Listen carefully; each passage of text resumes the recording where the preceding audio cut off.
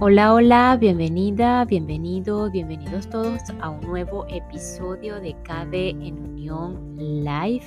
Por aquí quien te saluda, Carla Berríos, para ayudarte a sanar y así ayudarte a recordar tu verdadero ser, tu maestro interno, tu guía, tu ser superior, tu guía interna, esa guía disponible para todos y para cualquiera de nosotros. Está allí al alcance de todos. Aquí estamos en la lectura práctica de un libro llamado El plan de tu alma de Robert Schwartz, que habla acerca de ahora puedes descubrir el verdadero significado de la vida que planeaste antes de nacer. Y bueno, recordándote que Robert Schwartz es un hipnoterapeuta americano que a través de entrevistas a mediums y canalizadores, pues, y su experiencia propia como tal, realizó este proyecto llamado El Plan de tu Alma, en donde vamos a encontrar diferentes herramientas para ayudarnos a nosotros a comprender más de qué va todo este tema de la experiencia humana y de todos esos desafíos, dificultades que cada uno de nosotros está vulnerable a vivir. Y más allá de lo vulnerable, pues a lo que podemos llamar a lo contrario, en que finalmente somos invulnerables. No sé qué les parece a ustedes. Suena así como una paradoja, pero hoy pues vamos a continuar. Aquí en el episodio anterior quedamos justo en el capítulo 2, en ese inicio del capítulo 2 en que hablaba de la enfermedad física y una pregunta súper interesante que ¿planean las almas tener enfermedades concretas? Y si es así, ¿por qué? Entonces, pues pasamos inmediatamente a el episodio.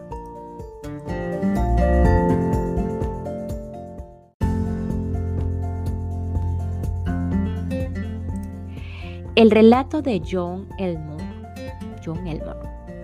John recuerda la fecha exacta en la que cambió su vida, el 23 de enero de 1997. Aquel día le diagnosticaron SIDA. Me identificaron como un número, contaba. Me pregunté cómo se sentiría tener una enfermedad que era vista socialmente como una vergüenza y que exigía que el paciente fuera identificado por un número en lugar de por un nombre. ¿Cómo descubriría pronto la vergüenza y la humillación? Habían sido algo recurrente en la vida de John. John había nacido en el año 1956 en Livingston, Alabama, un pueblo de 2.500 habitantes en una época de gran agitación social y de intolerancia racial. Siendo niño, John, que era de raza blanca, vio las noticias sobre las manifestaciones de Selma, donde se asusaron pastores alemanes y se utilizaron mangueras de incendios contra los afroamericanos que querían votar. En su juventud, John habló a su padre sobre su orientación sexual, mostrándole una columna de Querida Javi, en la que Javi felicitaba a un hombre por su progresista actitud acerca de la homosexualidad de su hijo. ¿Qué estás intentando decirme?, preguntó el padre de John. Bueno, estoy intentando decirte que soy gay. Su padre se echó a llorar. ¿Te das cuenta de que eres John Elmore y de que la familia terminará contigo? Puedo llevarte al otro lado del río. Puedo pagarte una mujer para que pases un buen rato. Con su madre, John lo intentó de otra manera. Una cadena de televisión había estado anunciando un programa especial en el que se iba a ofrecer una entrevista con un hombre homosexual. Es joven, es triunfador y es homosexual. Hablaremos con él y con sus padres. John pidió a su madre que le recordara ver el programa. Mientras John veía el programa en el cuarto de estar, su madre estaba sentada a poca distancia, frente a la mesa de la cocina. Estaba haciendo lo que siempre hacía para aliviar el estrés: jugar un solitario, recordó John. Cada 4 segundos podía oír cómo colocaba alguna carta. Ponía una carta y se oía un clic. El clic se hacía cada vez más fuerte, dijo, riéndose. Me imaginé la tensión en el ambiente y el aspecto de intensa concentración en el rostro de su madre mientras intentaba no apartar su atención de las cartas. En mi interior deseaba que mi madre entrara en el cuarto de estar y se sentara conmigo, pero eso no ocurrió, dijo John con tristeza. Los compañeros de clase de John, que eran conscientes de su sexualidad, se burlaban de él, lo llamaban marica y lo acosaban. Una vez, un profesor lo llamó aparte y le dijo: John, eres un hombre, ¿por qué no actúas como tal? John me contó que el ambiente religioso en el que creció también era intolerante con su sexualidad. ¿En qué religión te criaste?, le pregunté. Metodista. ¿Qué opinan los metodistas de la homosexualidad? Que es un pecado contra Dios. ¿Cuál era la religión mayoritaria en Livingston? Batista. ¿Qué opinan los batistas de la homosexualidad? Que vamos a arder en el infierno. John se rió. Los batistas están en contra. John, me parece, le dije, que has sentido la humillación en tu vida personal, a través de la escuela, de la familia y la religión, y que elegiste encarnarte en un lugar en el que una raza estaba siendo avergonzada públicamente. Mi investigación me indicaba claramente que las almas eligen a sus padres, la época y el lugar del nacimiento. Había vergüenza tanto en el ámbito privado como en el ámbito público. Estaba por todas partes. Está por todas partes, asintió. Nunca mejoró. Me encarné en una familia que vivía en la vergüenza, en el lugar de vergüenza, en una época de vergüenza. John me contó también que se había sentido humillado por las violentas palabras de más de una de sus parejas sentimentales. Aunque yo no lo sabía en ese momento, ese aspecto del pasado de John alcanzaría una importancia mucho mayor cuando más tarde obtuviésemos información del espíritu sobre su planificación prenatal. El SIDA es una parte del patrón de vergüenza del que John había sido testigo y que había experimentado de primera mano. Cuando recibió su diagnóstico, tuve la sensación de, bueno, ya he conseguido lo que me merezco, dijo John sombríamente.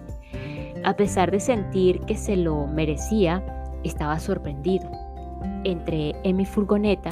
Recuerdo haber conducido por la calle, viendo a la gente ocupándose de sus asuntos. Nunca te fijas en eso, pero yo vi a esa gente.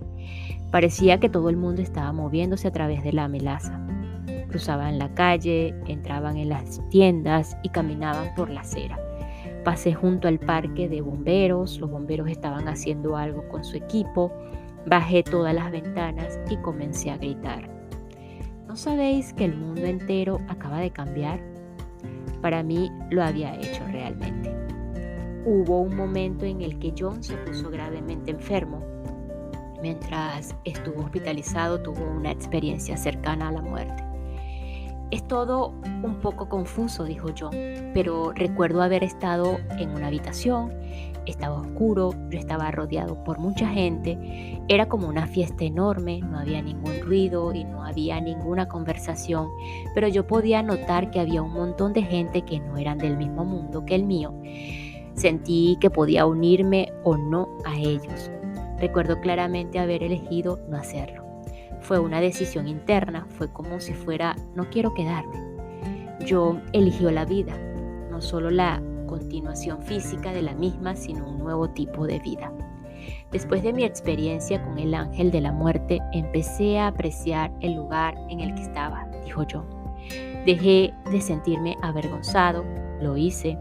Lo que descubrí estaba tan cerca de morir fue que no quería hacerlo.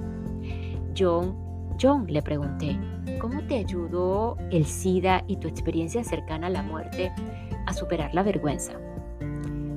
¿A qué otro sufrimiento podría enfrentarse que fuera tan largo como un viaje a través de la vergüenza y la humillación? Contestó John. El mejor modo de tratar tus miedos es besarlos en la nariz, porque así desaparecen. Estar a punto de morir me ayudó a darme cuenta de que ellos, con E mayúscula, no tienen poder sobre mí. Todos sabemos quiénes son ellos. Vecinos, profesores y toda esa gente que aparecía de vez en cuando para molestarme. Ya no existen. Lo único que quiero ahora es vivir y vivir de verdad, añadió.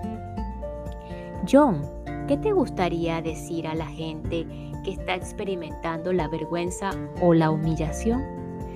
Las palabras vergonzantes eran hechos sólidos e inamovibles en mi vida. ¿Y qué se hace con lo que es sólido e inamovible? Construir sobre ello.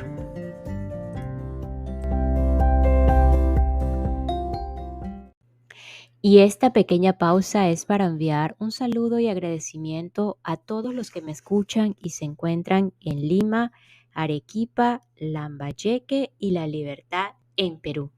Gracias, Perú, por su receptividad.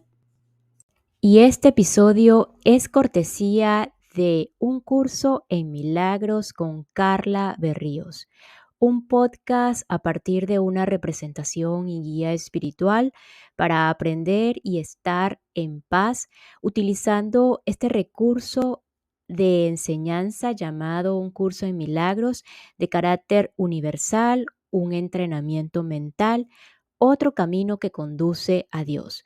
Un curso en milagros con Carla Berríos está disponible en Anchor y en Spotify, porque he aprendido que para estar en paz, primero enseña paz, y eso es lo que tendrás.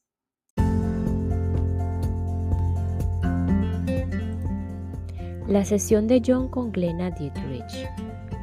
Como canalizadora, Glenna Dietrich entra en un trance en el que la conciencia de otro ser habla a través de ella.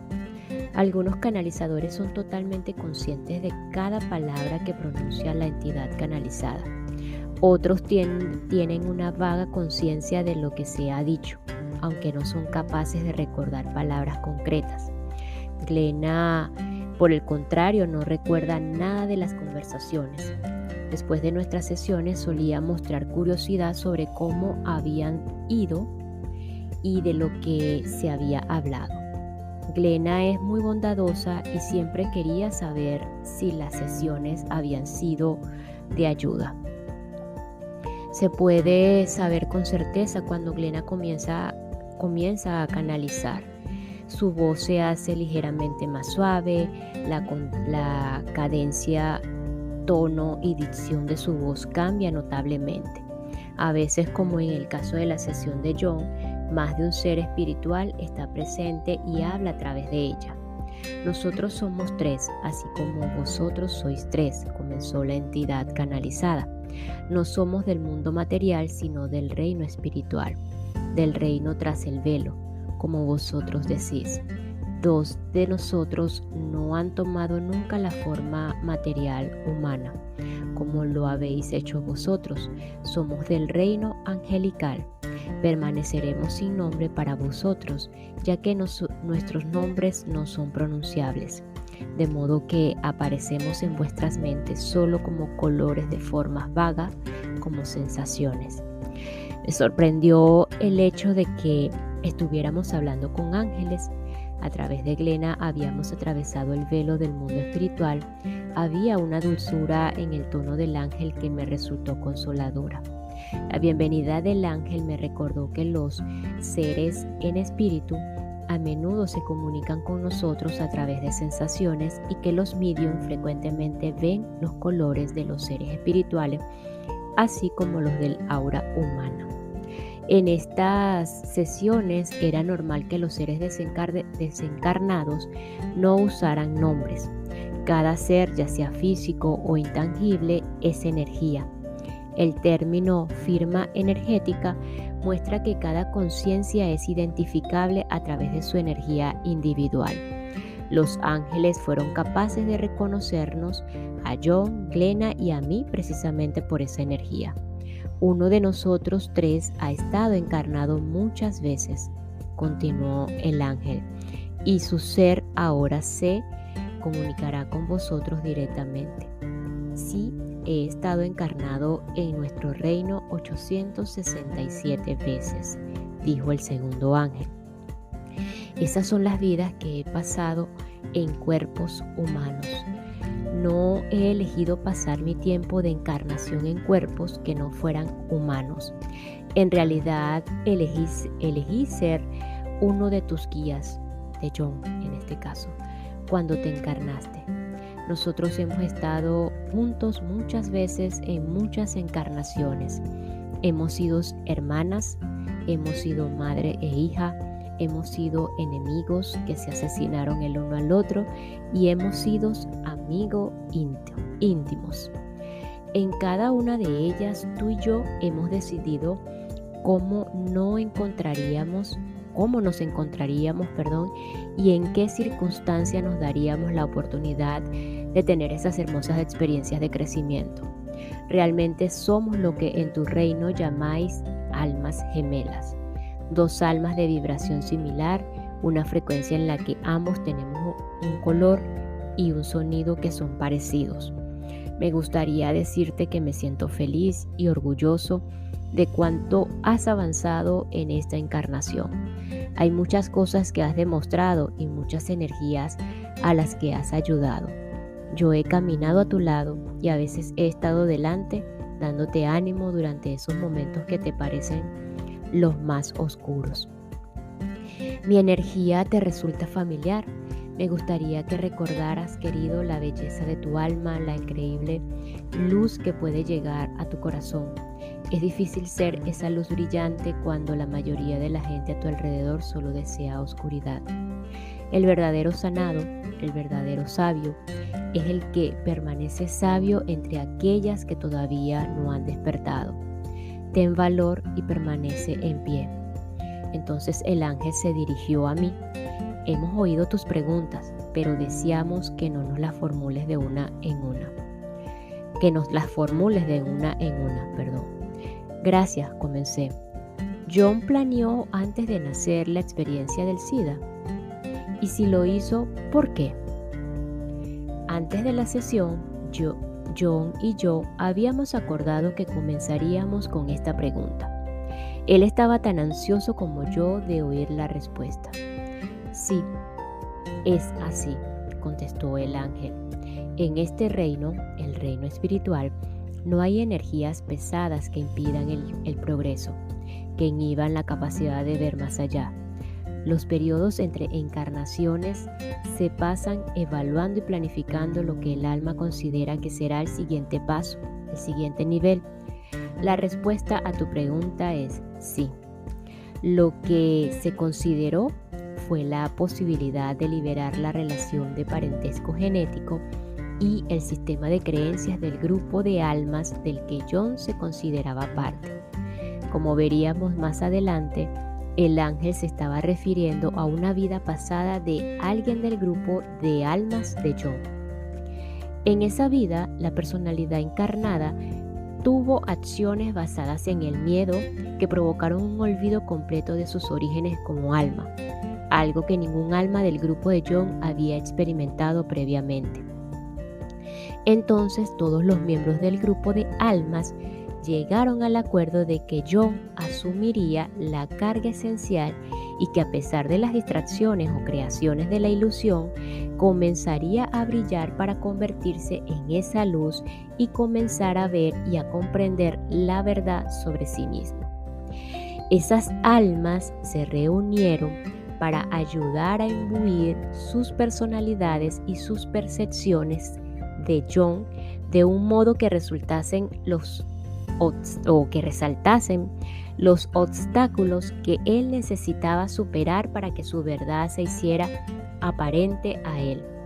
Como verás en la lectura complementaria de la medium Stacy Wells, el ángel se refería a miembros del grupo de almas de John que antes del nacimiento acordaron avergonzarlo como parte de los obstáculos de su vida.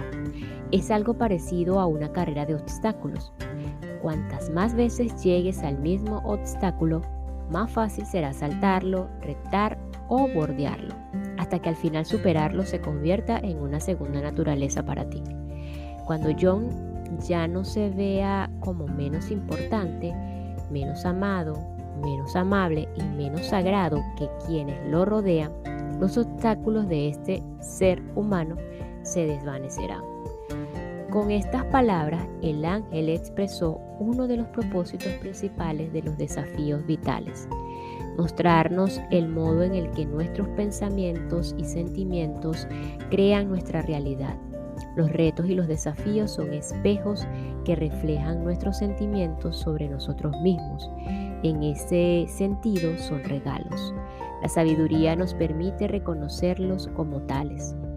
Efectivamente, explicó el ángel, el propio cuerpo sirve para lograr esa conciencia, para hacer brillar la luz allí donde es necesaria la sanación.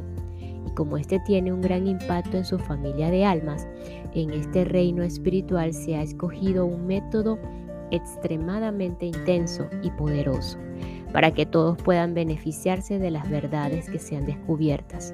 Si se hubiera utilizado otro obstáculo, la victoria no habría sido tan grande.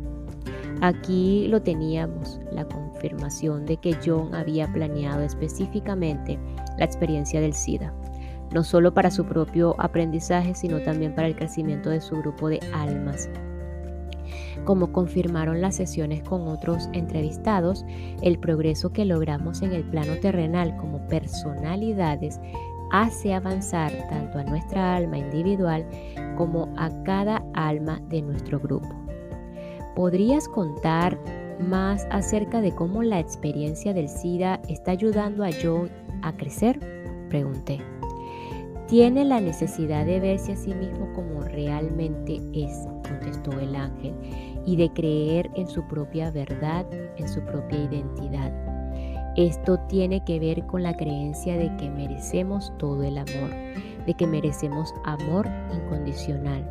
Como el grupo de almas solo exponía amor condicional, que tenía que ser experimentado de un modo concreto, según la tradición, la particularidad de John les condujo a retirarle su amor. De este modo se formó la creencia de John sobre sí mismo, de que no se merece amor incondicional, sino solo ser amado cuando se comporta de un modo concreto, cuando responde a las expectativas y obtiene la aprobación de los demás. La confusión se instaló en él y la personalidad que desarrolló en su infancia se dividió y se rompió. La enfermedad del SIDA está relacionada con el deseo de amor incondicional y la creencia de que no se merecía ese amor. Por lo tanto, la sanación se completó cuando el alma de John brilló y su personalidad vio esa luz y descubrió que era él mismo. El ángel había explicado de un modo hermoso el núcleo del proceso de crecimiento espiritual en la tierra. El amor a nosotros mismos despierta cuando dejamos de pensar que somos personalidades limitadas y defectuosas. Y en lugar de eso, recordamos que somos seres trascendentes. Reconocer esta luz interior es cambiar los patrones de pensamiento y por extensión la salud física. ¿Cómo planeó el alma de John que esta luz brillara y cómo sabía que ocurriría?, pregunté. Todas las encarnaciones en tu reino, respondió el ángel, están diseñadas para superar los niveles inferiores de oscuridad. Ahí hay una vibración de odio, la vibración de la separación de Dios, la vibración de la desaprobación, la vibración del miedo. Todas estas cosas existen ahí como niveles de frecuencias ocultos. Esto tiene un efecto sobre los cuerpos humanos que es desconocido, invisible y no cuantificable. Los que vivís en ese reino o vivís en ese reino, creéis que sois eso, y que sois miedo, y que sois odio y desaprobación. Y por eso sois capaces de asesinaros unos a otros, sois capaces de abusar y maltratar a los demás. Actuáis en frecuencias abyectas. Cuando el alma entra en el cuerpo, la claridad desaparece casi por completo y como humanos comenzáis a creer que sois solo el cuerpo. Olvidáis que sois el alma. Esto es parte del plan, porque así olvidáis vuestra divinidad y a través de muchas dificultades recordáis la verdad, la cual os brinda un gran poder. Solidifica las creencias y eleva esa frecuencia a niveles superiores.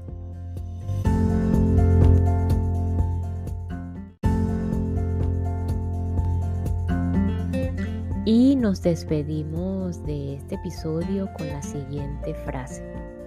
Los propósitos principales de los desafíos vitales son mostrarnos el modo en el que nuestros pensamientos y sentimientos crean nuestra realidad. Los retos y los desafíos son espejos que reflejan nuestros sentimientos sobre nosotros mismos.